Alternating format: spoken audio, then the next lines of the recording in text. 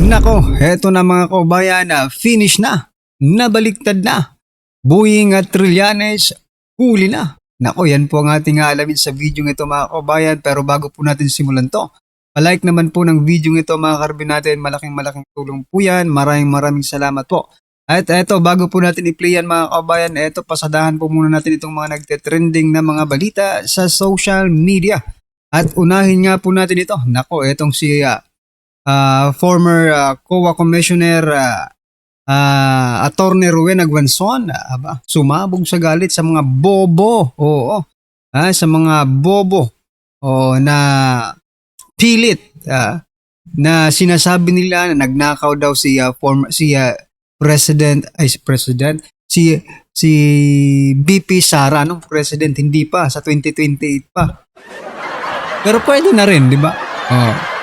Sabi po kasi dito ni Attorney Rowena Guanzon mga kababayan na magnanakaw daw si Sara.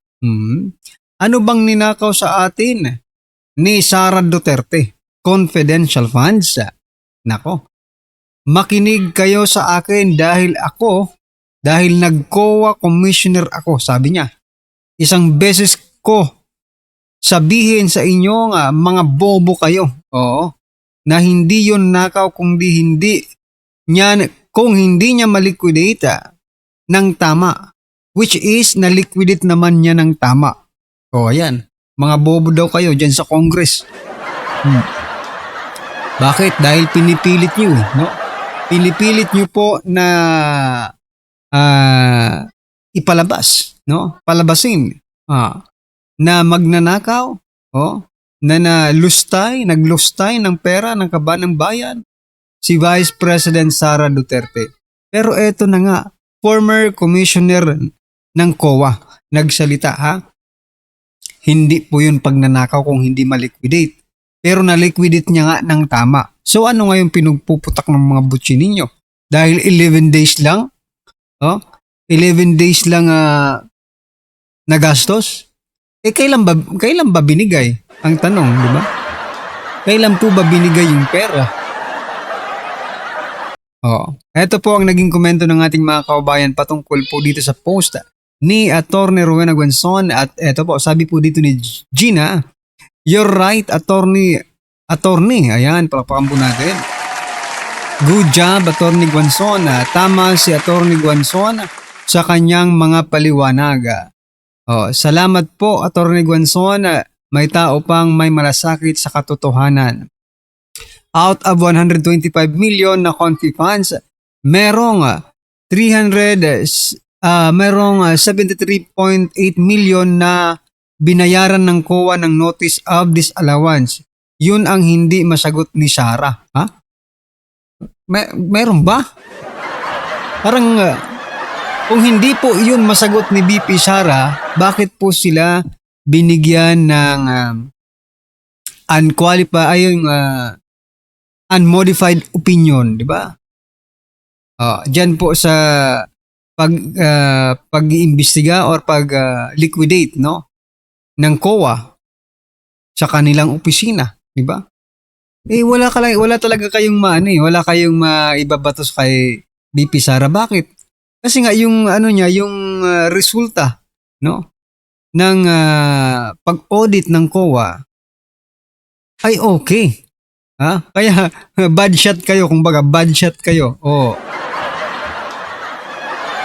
Sabi po dito ni Otoya sa Maniklang, lagi ko nga din tinatanong yan sa mga nagko-comment Kaya lang wala naman silang maisagot.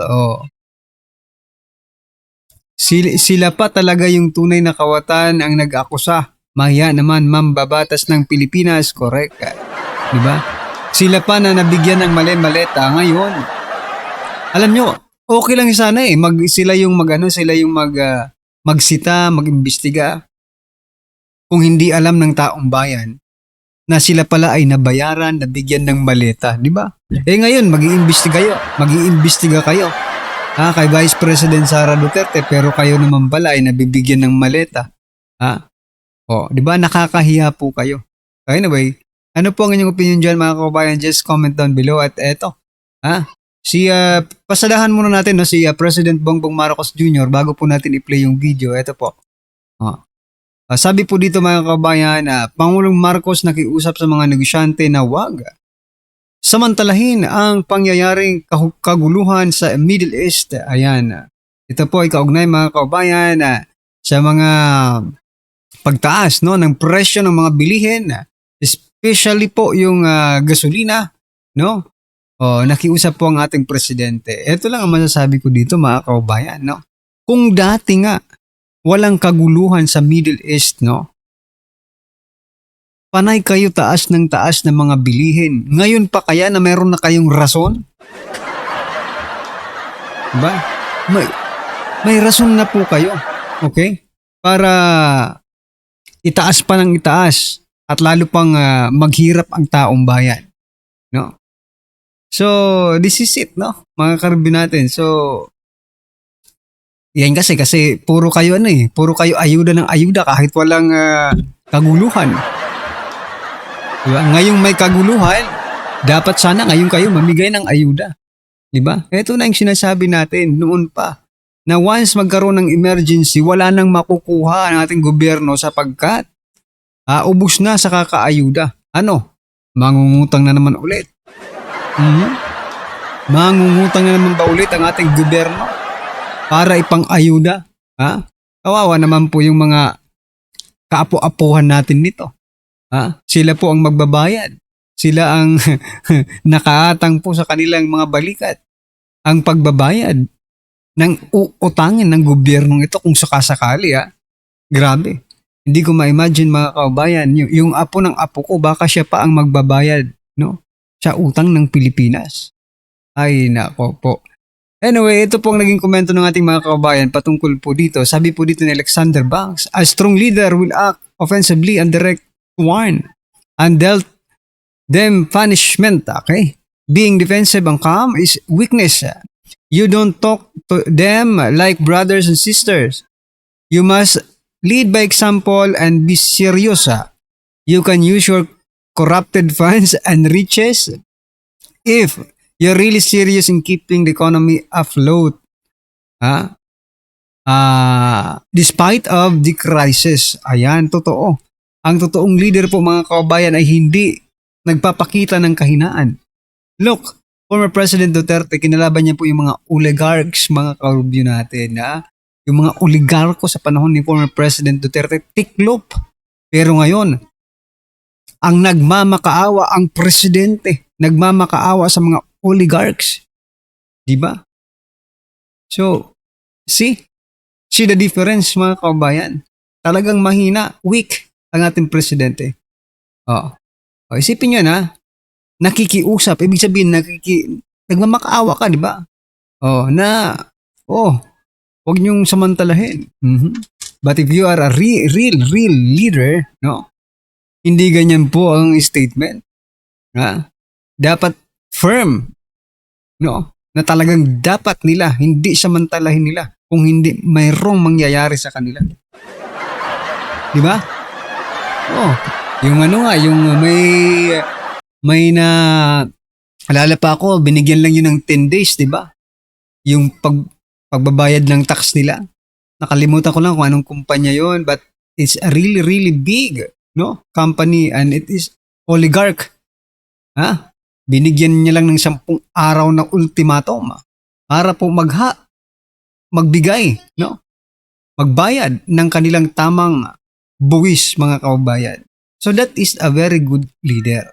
Strong, no? May political will, no? Na tumulong sa mga mahihirap, sa mga ordinaryong Pilipino. But this one, no, itong statement na ito, hindi ito firm. Ang dating nga sa atin, it's not, wala, di ba? Wala man lang walang kalatoy-latoy yung kanyang sinasabi. Walang, di ba? Walang impact, kumbaga. Walang impact para doon sa mga negosyante. Pakikiusapan mo lang pala kami, no? So what? Kung ayaw namin, yun, di ba? Yung iniisip ko Kung ayaw namin, ano ngayon? Anyway. So yan mga kabayan, ano pong inyong opinion, reaction patungkol po sa video ito? Just comment down below. Eto, pasadaan na po natin yung video. Panoorin na po natin at bigyan natin ng reaksyon. Eto na po. Ito, papakita ko sa inyo ha. Ito pa yung tingnan ninyo ito. Sinampahan na reklamo ni dating Senador Antonio Trillanes sa DOJ ang 18 nagpakilalang bagman umano ni Zaldico. Nako. Live mula sa TV5 Media Center, nangunguna sa balita si News 5 Justice Correspondent Camille Samonte. Kami ano mga reklamong sinampahan ni Trillanes at ano raw ang basehan nito? Jiggy, reklamong perjury ang inihain ni dating Senador Antonio Trillanes laban sa 18 nagpakilalang dating security at bagman umano ni Zaldico. Giiti Trillanes, nagsinungaling sila sa kanilang sinumpaang salaysay. Kung babalikan natin, Jiggy, isa si Trillanes sa inakusahan nila. Paano nagsinungaling? Paano nagsinungaling sila Trillanes? Hindi pa nga naiimbestigahan kasi ayaw niyong imbestigahan. No? Kung papipiliin po ang taong bayan, for example na lang, sa mga nanonood po dito sa ating channel, kung papipiliin po kayo, sa palagay niyo po ba sino ang nagsisinungaling sa 18 Marines or eto pong si Trillanes ang sinungaling? No doubt, sasabihin niyo talaga si Trillanes kasi meron na po tayo, proven and tested na po itong si Trillanes. Ever since Duterte, no, took his administration, sinungaling po ito eh. Na tumanggap umano ng pera mula kay Ko, nasa $2 million daw o higit 100 million pesos para isuhol sa ICC investigators na una na yang pinabulaanan ng So kung nagsisinungaling pala mga sundalo patungkol po sa 200 million na pinambayad di umano, ang tanong, magkano ba talaga pala? Diba? Trillanes, magkano ba talaga ang binayad kung hindi $2 million, diba? O sagot. ICC Prosecutor's Office.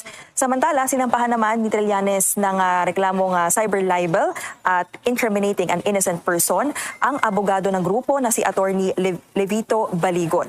Damay din sina dating Congressman Mike Defensor, dating broadcaster na si Jason Sa at dating NTF-ELCAC spokesperson Lorraine Badoy. Aminado sa Trillanes na nakipag-ugnayan siya sa ICC investigators pero hindi raw totoo na tumanggap siya ng anumang halaga mula kay Ko. Naniniwala si Trillanes na ang kampo ng mga Duterte ang nasa likod ng mga Gusto nyo malaman? Abay, tinanong namin yan kay BP Sara Duterte. Madam, ikaw daw po ba ang nasa likod nitong mga sundalo? Para malaman ninyo, panoorin nyo yan. Mamaya i-upload dyan. Alam ko, ngayong araw na ito, i-upload dyan, ha? Panoorin ninyo, okay? para anya sirain ang kredibilidad ng ICC investigators. Narito ang ating senador. Ang ginawa nila ay paninira lang, hindi lang sa akin, o hindi. Una-una, wala nang dapat sirain sa'yo. Huy, sirang-sira ka na. Hindi, totoo naman eh. Bakit ka pa sisirain? Hindi ka nga manalong mayor eh. Hindi nyo ba napansin? Hindi ka nga manalong mayor, bakit ka pa sisiraan? Sira ka na sa taong bayan. Yan ang katotohanan. Ikaw, masyado kang ilusyonado. Hindi ka na kailangan siraan. Sira ka na talaga. Kundi doon din sa mga investigador ng ICC, to cast doubt doon sa integrity ng ICC investigations. Ang hinala ko na ito ay gagamitin ni Kaufman para panabutahe doon sa trial, doon sa kaso sa The Hague. Camille, anong sagot dito ng kampo ng mga kinasuhan ni Trillanes? Jiggy, para kay dating Congressman Mike Defensor, karangalan daw na mapasama siya sa reklamo. Tutulungan daw niya itong mga nagpakilalang bagman ni Ko para nga hindi matulad kay Orly Gutesa. Si Gutesa ang retiradong sundalo na dati umanong security aide ni Ko at nag-deliver ng kickback sa mga politiko kabilang si House Speaker Martin Romualdez. Humarap siya noon sa pagdinig ng Senado pero wala ng impormasyon kung nasaan siya. Samantala, may paglilinaw naman ang isa sa mga dating security umano ni Ko. Narito ang kanyang pahayag. Pero kami natin, hindi kami pro Duterte lahat. Hindi kami pro BBM din. Sa ganitong sitwasyon, na naglalahad kami ng katotohanan na aming salaysay. Sana respetuhin nila kami. Bigyan nila kami ng credibility, hindi baba yung moral namin. At anong reaksyon ng ombudsman sa mga aligasyon ng grupo?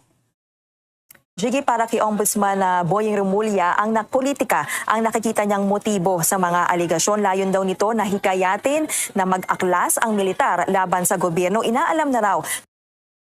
Eto mga karabin natin, no? Bakit ba kailangan magkomento agad ang ombudsman sa kanila? Diba? Hindi ba dapat mag-imbestiga muna ang ombudsman, mga kabayan? Bago siya magbigay ng kanyang conclusion? Diba? Masyado pong defensive. Opo, masyado pong defensive ang ating ombudsman. Sa kasong ito, mga kabayan. Ng Office of the Ombudsman ang pagkatao nitong mga nagpakilalang dating security ni Ko. Ang ilan daw sa kanila ay napag-alamang may murder case at natanggal na nga sa serbisyo. Dagdag pa ni Naku, Remulla, patay hindi ka. sapat. May murder case na. Ayan na, nananakot na. Di ba?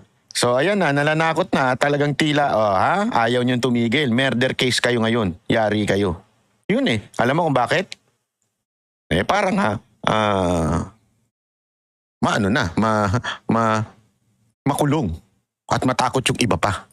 Ang joint affidavit ng 18 dapat daw ay magsumite sila ng tig-iisang affidavit para mas malinaw ang kanilang testimonya. Yun lang pala. Yun lang po talagang problema ng Remulla, no? Yung joint affidavit ng 18 Marines. Gusto niya kasi isa-isa. So, pagbigyan nyo naman kasi, matanda na yan eh. Mahirap ng mahirap ng magbasa ng kailangan niya, gusto niya detailed Magpasa kayo, ulitin niyo yung affidavit niyo, one by one, okay? Pasa kayo kay Remulla kasi yun po ang pinagpuputok ng butsi ni Remulla eh. No, itong joint affidavit nila. Okay? Anyway, mga kababayan, ano po ang inyong opinion, reaction patungkol po sa video ito? Just comment down below. At syempre, wag din pong kalimutang i-like ang video ito, mga kababayan. Malaking tulong po yan. Maraming salamat po.